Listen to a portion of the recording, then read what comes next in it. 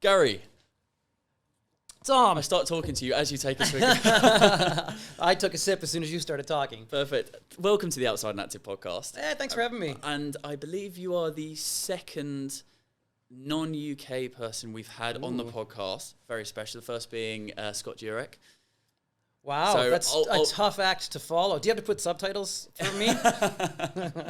So ultra running, and we've got Dean coming on as well very soon. Nice. So we're really lucky with the ultra running the community getting a real treat. But I've got a treat for you to start with. I've got a piece of advice, but it's not from me.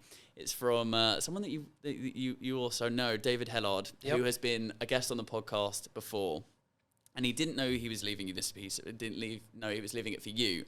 But his piece of advice is to stop doing the things that you think you have to do or you're not very good at. Instead, find someone to help you with those things. And put all of your time into the things that you like or that you're good at. So basically, if you're not good at anything, don't do it. Shelve it. Which is one piece of advice. And just do the things that you enjoy. So this might be an obvious answer, but you might give something different. But what are the things that you enjoy? I enjoy being outside and active. Did I get it right? All right. That's the script is right here in front of me.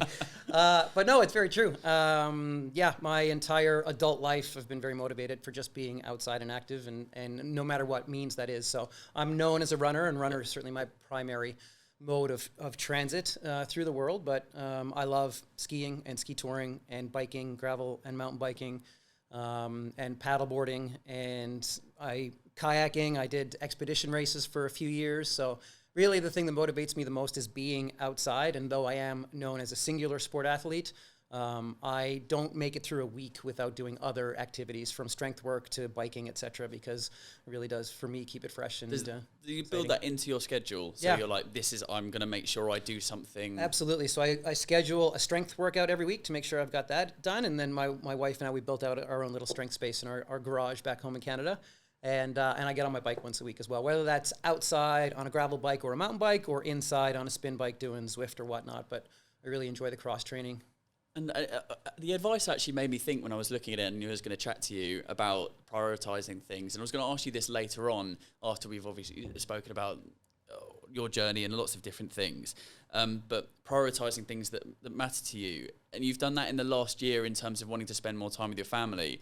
Is that difficult? I mean, ultra running, we know it takes a lot of time, not only to dedicate for travel and training, and then of course actually trying to go from race to race.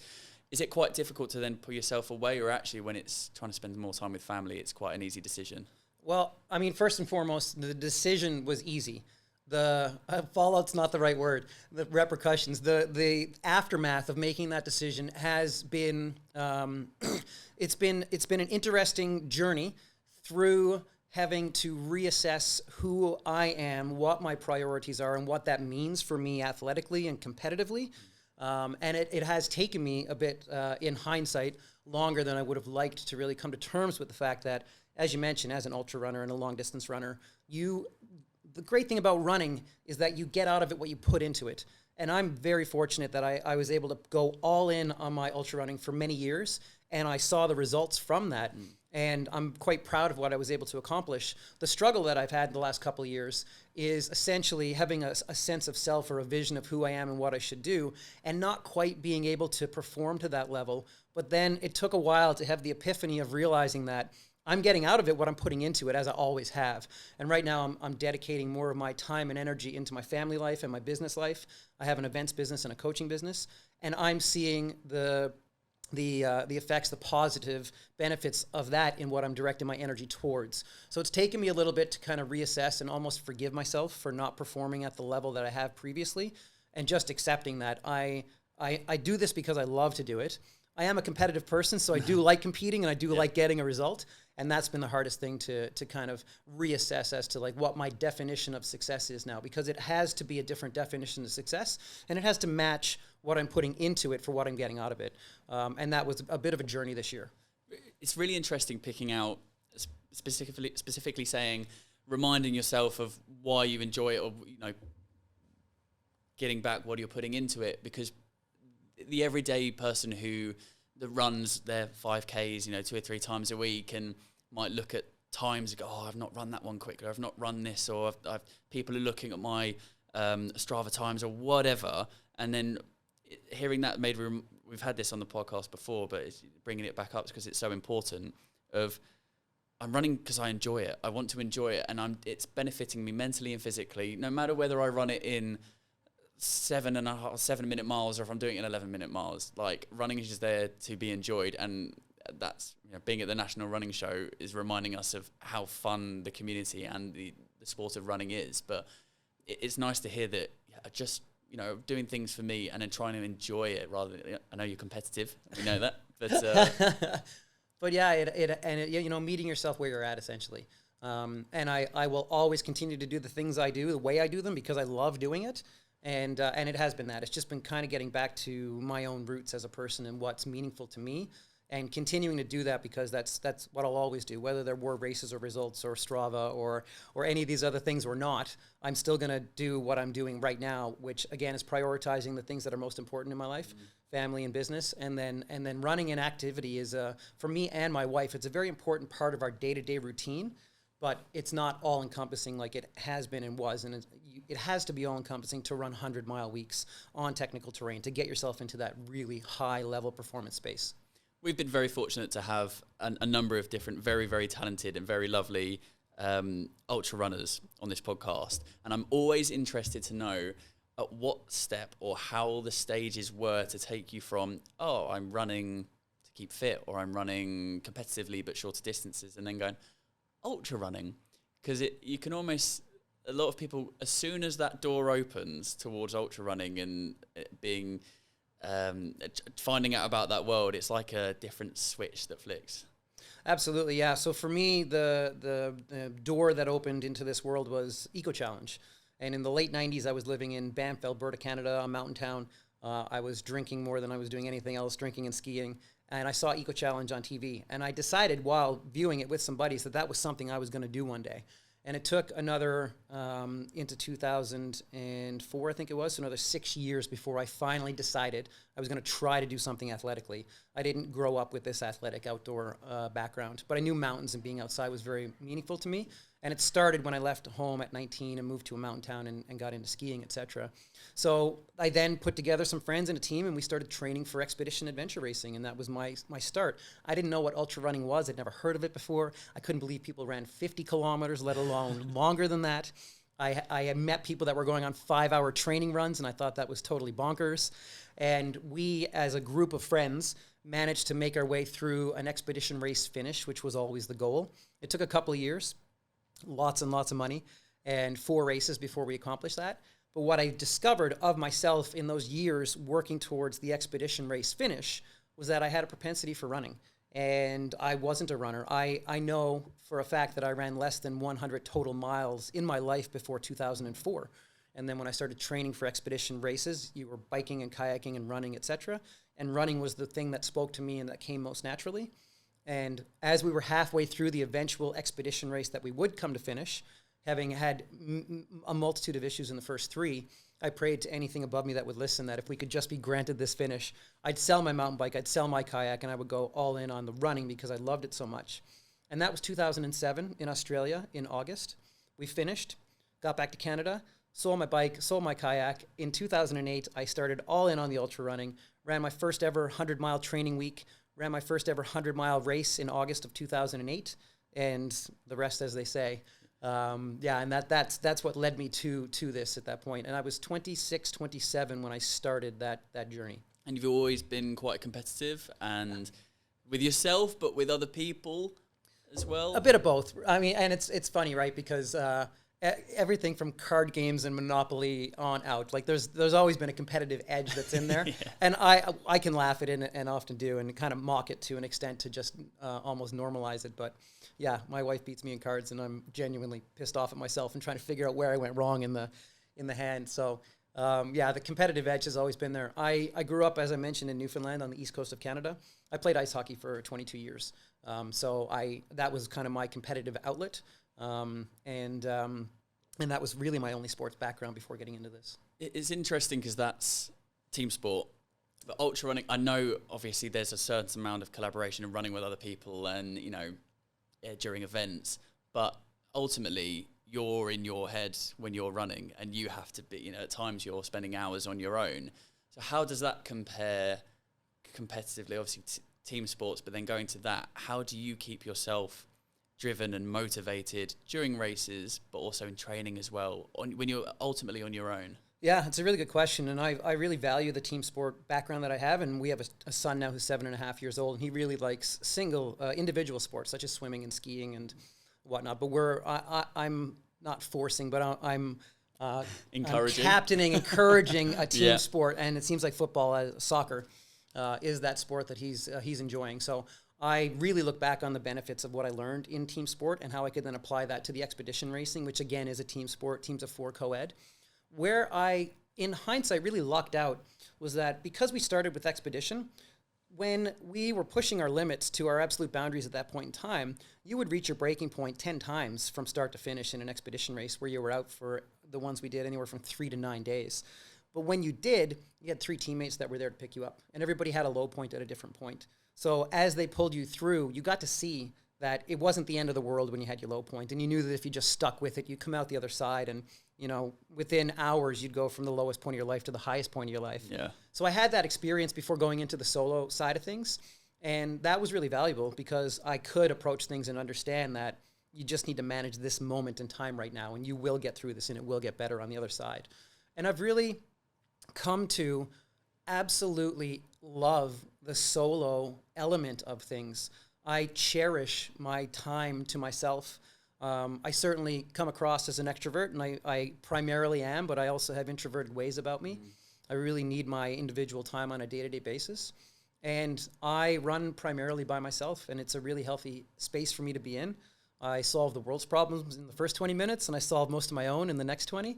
And I really enjoy that. But it definitely took years of doing it with other people to get to a place where I was comfortable and confident enough to do things by myself. And then the next step of really enjoying being able to escape and spend time by myself outside. I think we have there's a visitor. That's a cute child out there, hey? I just saw through. I was listening to you. I saw you looking over my shoulder. On. That child has pink headphones on, earmuffs that he did not have an hour ago. And my wife has red Okay. They're all welcome to come in. I don't have seats for them. You can come in if you want. They can come in and say hello. There is nothing like a mid-podcast interruption by family members. Yeah, that's it's right. Great. Well, hello. You guys are sporting something you didn't have 10 minutes ago. They were only 3 pounds. I don't have chairs for you, unfortunately, but you're more than welcome to stay in. You want to say hi real quick? Look at this camera over this way. Just say hi. Wave at the camera. How cute. Hey, Reedster, come over and say hi, bud. You want to come say hi? Sure. No, you don't need to. You don't need to. Happy with the earmuffs and the line. Yeah, is that Hello Kitty earmuffs? Yeah, nice. Okay. You guys do your thing. That's all right. That is all staying in. Video and all that's all staying in. I certainly hope so. Well, when I had this opportunity to come to the UK for the National Running Show, I was all in, but I also said I will not go on a trip without my family right now because, again, that is a priority that I've made, and we really enjoy traveling together. So. Have they been over before? No, it's our first time. Oh. I've only been to Heathrow Airport. I've never actually been outside the airport. So it's been a wonderful, yeah, exactly. It's been a wonderful, this is day 4 or 5 for us now. Oh, nice. So a bit of time in London and then we went straight from London to Manchester. I have a friend that has a flat up that way that he offered up. So we were up that way for 3 days. Came down here yesterday, and then we've got 3 days here before flying home. Amazing. And I suppose it's the right time to talk about support team because ultra running physically and mentally is a massive toll. But when you're competing, your support team is massive. And in terms of having to be there to either put their arm around you and know when you need support, but also know when you need a kick up the backside, basically. And no, come on, you're getting back out there. So how important is that for you? Well, I am very fortunate. She's in the room now, too, so this isn't influencing nice. What I'm saying whatsoever, I swear. My wife has run more 100-milers than I have, and she's been a lifetime runner. She's done over 100 races of marathon distance and above. She once did 35 marathons in a year, so she gets it. She knows. Yeah. And she's always supported me throughout and been able to allow me to prioritize my own running through our relationship. But as you mentioned, sometimes you need the foot in the ass more than anything. And a few years back, 2017, I think it was, myself and Jared Campbell, who we met at the Barkley Marathons the previous year, we went to do this thing in Colorado called Nolan's 14ers, which is 14 consecutive 14,000-foot peaks. And you have to do it in under 60 hours to be an official finisher. And at that time, I think only 18 people in 20 years had done so. So I was out there with Jared. We had some of the most horrendous weather you could imagine. We were hypothermic on a peak, and we dropped off and called it. We got back down below the storm to our support crew, my wife and some friends, and we were done. And we still had, out of the 14 peaks, I think we still had 6 to go or something. So we were math, 8 in. Something like that. And we thought we were done, and she supported us and let us have our moment, and then looked at me and said, you still have 30 hours. And that just sat there germinating in my head. And we turned it around and headed back out in the mountains, and we're the first people to finish Nolan's with a 10-mile add-on as an out and back to a station. So I've had that support, and really she does understand when to coddle and when to throttle. Going from a nice heartwarming question to a very silly one, but do you have like a snack or a food that you just, if you're coming into a checkpoint or if you know you're coming back, I just can't wait to have this? Quiet in the back, please. Definitely over the years, 2 things that have never done me wrong in races is watermelon and Coca-Cola. As much as I might try to avoid it at times, those have always done me well. But yeah, as my wife mentions, anything that's frozen or cold, especially in hot races, from freezies, I think the Americans call them otter pops. I'm not sure what you call them in Britain. Like an ice pop, yeah, pretty much, just like a colored frozen ice kind of thing.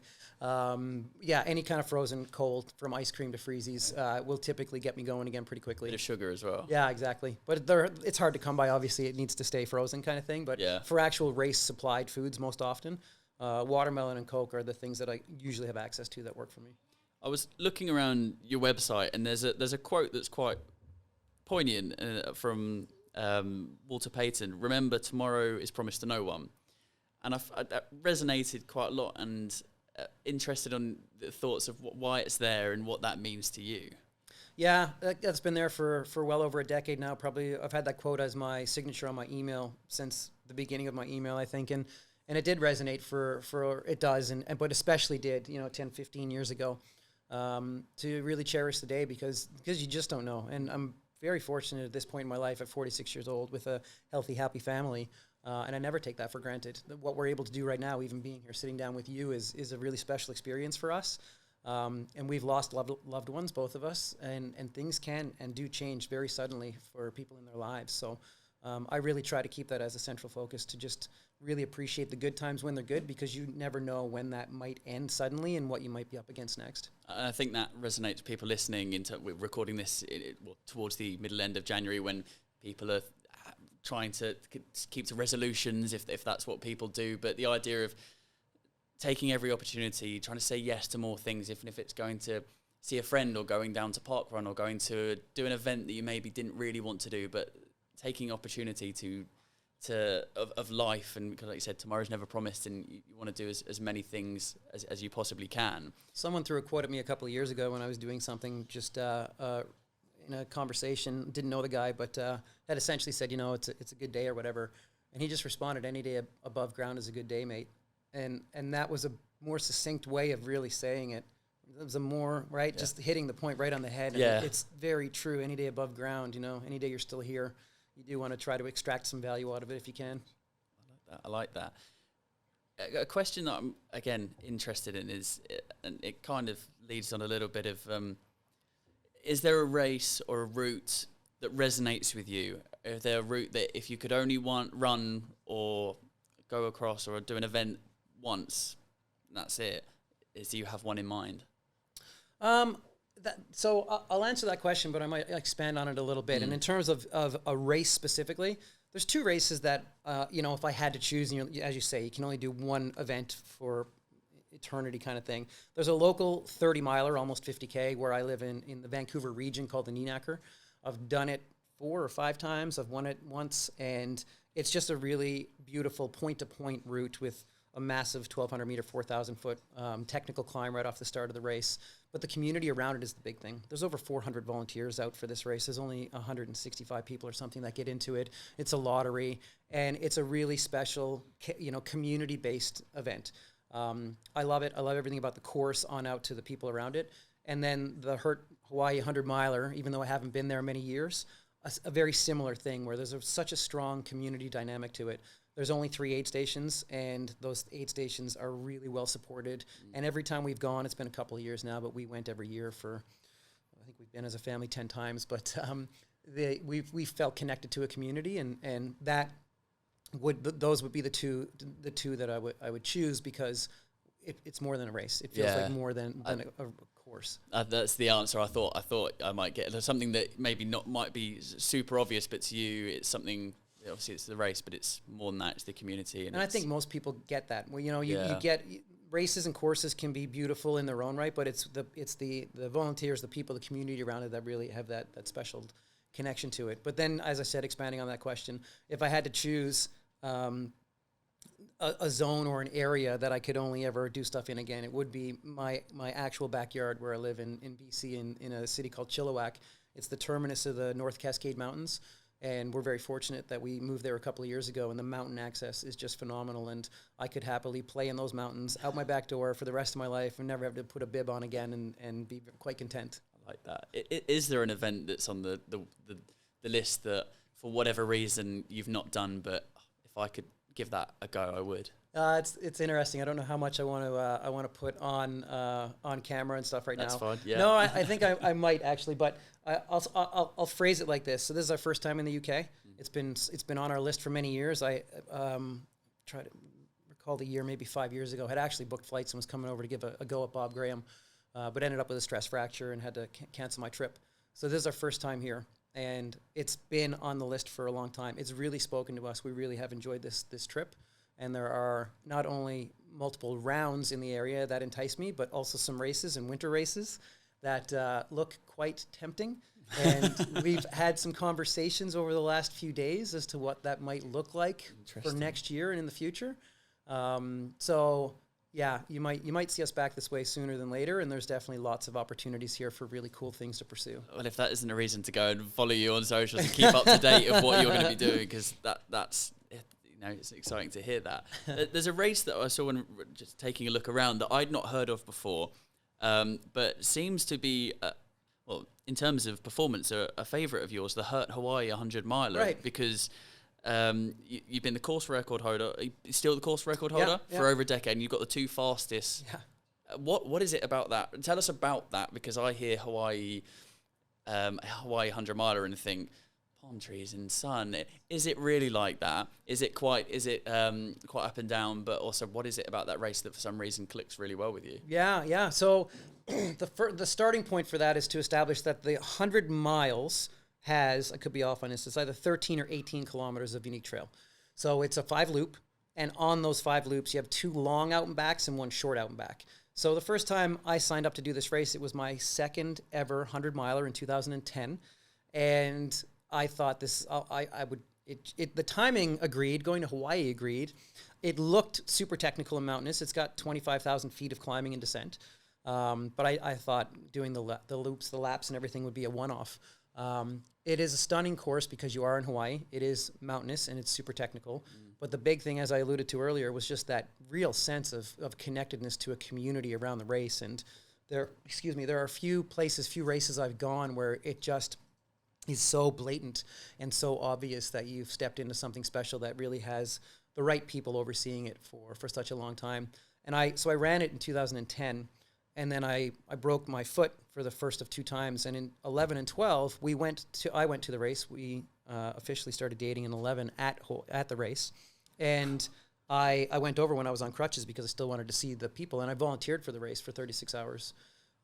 And that really connected me to their community, and I got to know people, and the race directors became good friends of ours. So incredibly challenging, incredibly beautiful. And one of the challenges with the race is that you're never more than about 5 miles from the beach, and you can see the beach as you're in the mountains, as you're up above.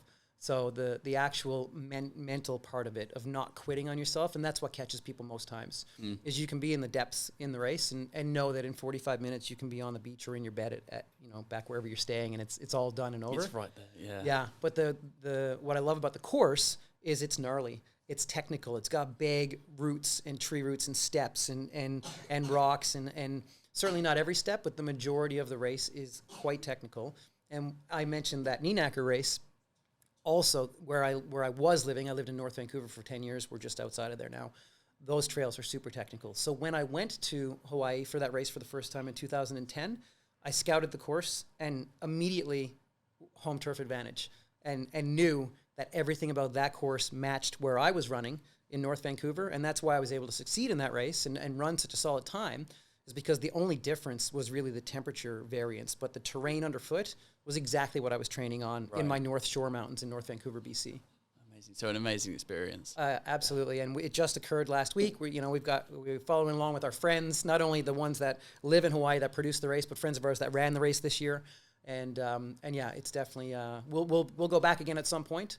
I mentioned I'm 46, and I've been thinking through what's going to be my 50th year here. So it's on the short list of potentials. It's on the list. It's on the list. I've been kind of exposed to the running community for the last couple of years and learning about it, learning about ultra marathons and races and events and the individuals that are notable within the industry. And it was probably about a year and a half ago, where I then was finding out about our boss who's loves ultra marathon running. You should have a look at the Barkley Marathons. You should see what, that's, you won't believe what it's about. Okay. And I watched 2 or 3 documentaries, one of which being Where Dreams Go to Die, and it captivated me. And as a viewer, as someone who is almost like a mythical, there's everything around it, everything about Alaz and the race and the people that run in it and the entrance and all of that. So it captivates me as someone who enjoys running but isn't taking on those challenges. Has it got the same effect for you as an ultra runner, going, that's almost like it's a challenge that's just so, it almost has you? Absolutely. Yeah, absolutely. And it did. It had me for a very long time. And I ran it for the first time in 2016. And it is 2023, so that is 7 years ago now. I think that's where the gap is for a lot of people who might watch the documentary recently and not understand the timeline. I mean, you've seen my son who just walked in. It's the same child that I'm throwing around in that documentary, right? And that really hammers home that it's been a lifetime since I went there for the first time. But I mentioned the expedition racing in the early years, and I learned about the Barkley through those circles because everybody talks about the hardest things in the world in this mythical race. And I wanted to do that race in about the 2010, 11, 12 time frame. I mentioned I had broken my foot that time. I was on crutches for 8.5 months in a calendar year. I had back-to-back stress fractures. And it took a couple of years coming out of that to get the fitness back and to get the confidence back that my bones were solid, kind of thing. And then I finally applied for the race for the 2016 running. Through almost like a written essay, isn't it? Yeah, exactly. It's like a top secret, entry process. I will say there are over 1,000, if not 1,500 people who apply annually now, so it's not as secret as it was at one point. But I was lucky I did it when I did, because that Netflix documentary kind of made it there after that application year. And then I had my experience the following year in 2017, and it really exploded that race on the map. So I feel very fortunate in hindsight that I got a chance to do it when I did. And the pursuit of it was not dissimilar from what the expedition pursuit was. When I started this, again, I wasn't a runner and I wasn't motivated by running in miles and distance. What I wanted to know about myself as a 26-year-old, 27-year-old was, where's your breaking point? What can you do? And how are you going to react and respond when you're presented with that? And I remember vividly thinking, when I'm broken and on my knees and kind of begging for it to end, what's next? How are you going to get through that moment in time? And I met those moments through expedition racing, and that set me on the course that allowed me to go to the Barkley. And because of the tight cut of 60 hours and the lack of flagging and the navigation, I was gifted 3 really incredible experiences at the Barkley Marathons, and 2 in particular, 16 and 17, where I got into a zone and a space in that race that I've not ever met with anything else I've done in my life. And Jared once called it a distilled existence. And you get to a point where nothing else matters, and your body and your mind are so broken, but you get into a meditative state where you ignore all of it and exist on almost a different plane. And it was addictive for a period of time. And I again, had my moment in 17, which is memorialized or infamous now in the documentary. I went back again in 18. Yep, 30 minutes. Yeah, you can carry Okay. Went back again in 2018 and was the only fun run finisher. We had major weather issues that year. In 2019, I had a stress fracture. In 2020, there was the pandemic. In 2021, there was the pandemic. And it just kind of fizzled out for me because tying back to a question you asked 10 minutes ago, like what are the things that are speaking to you right now? I spent 7 years of my life focused singularly on that race. I had 3 years where I was able to attempt the race. I had a year where I was broken. I had a couple of years where a pandemic prevented me from going. My son is turning 8 this year. He was a child when we went the first time, an infant. And you make peace with it and you move on, because if not, I know I'll look back in a couple of years, and even if I did get the elusive finish, it'll be compromised by everything else I've given away to get that. And that 7-year span for me was quite fulfilling. It is the reason I'm sitting here today, and that's not lost on me. So there were a lot of really positive things that have arisen from what was quite the moment of my life. But yeah, I cherish the years that I had at the Barkley Marathons, and I got out of that race everything that I wanted out of that race, save for the one tiny little bit of making it across the actual finish line.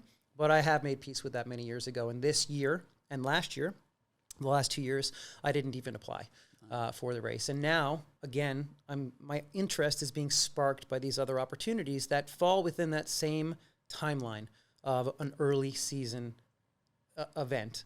And that's where I'm at right now here in the UK, and really looking at some other things where I'm like, this could be pretty cool. Like this could create the motivation and a little bit of the fear that I haven't had in a long time. And I think that's the other thing is I didn't officially finish the race, but I got through the course. And with that, you lose a little bit of the fear and the scariness of it. And I think you need that to succeed. Yeah. And the other concern I have is how difficult it is to find that same spark for the training, where you have to give everything to it to get to that point, to allow yourself to succeed. And I see that spark now being fueled by some other things that are on the calendar, and that excites me. And I haven't felt that in a while, so I've made peace with it. I'm really happy with what I got to experience there. And again, I'm sitting here today talking to you, Dom, and it's because of that, so I've got nothing to complain about. Yeah, if anyone listening either doesn't know about the Barkley, go and research it, and so it gives you some context in terms of, I'm sure a lot of people will listening to this, but context around what you're talking about and the specifics of the entry process, the starting process, what you have to bring with you as well, and how you navigate or try and navigate around in the terrain, all of that. But I also would say go and watch Where Dreams Go to Die, because not only is it follows your training as well, and what you have to put into it to actually be in a position where you can feel like you can take it on and you get past the fun run and you go from there. And I obviously won't say what happens at the end, but if you don't know, yeah. if you don't know, it's one of I gripped. I watched it with parents, and it was utterly gripping, emotional. Yeah. But and with your support team, and I was really interested to that, because it's a 12-hour section, isn't it, where he gives before you could start. Is it a 12-hour section? Or there's a segment before, you don't know what time you're going to be starting? Or There's a 12-hour window. Yeah, it can start anywhere from the midnight on Friday to noon on Saturday. And they blow a conch 1 hour in advance to let you know. So you get 60 minutes notice, but in that, no one sleeps. So by the time it starts, you're already behind the 8 ball with sleep deprivation. At what point does your adrenaline, because your adrenaline for the first hour, I imagine, is going, and then you're kind of going, oh, I want to start now. I could do with starting. Oh yeah, absolutely. And yeah, you're on edge the whole time, right? Yeah. You just don't know. And every little slight noise in that campground sets you off, from a barking dog to car horns going off and everything else, which is quite common throughout. So yeah, your adrenaline is pumping, your cortisol is flying, and the most stressful part of any race is just the lead up to the beginning.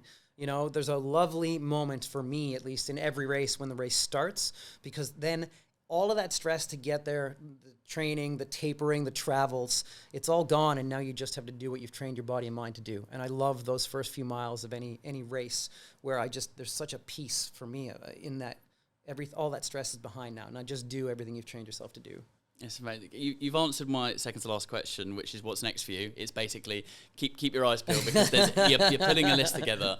But the last thing that I'd love to get from you, gave you that advice from David at the beginning, but a piece of advice, it can be to do with running. It doesn't have to be at all, but a piece of advice to give to obviously the people listening, but the guest coming on the podcast next. I guess, I talked about this earlier, and I think often the quotes or the advice that we give is reflective of where we find ourselves in our lives. And my piece of advice is meet yourself where you're at.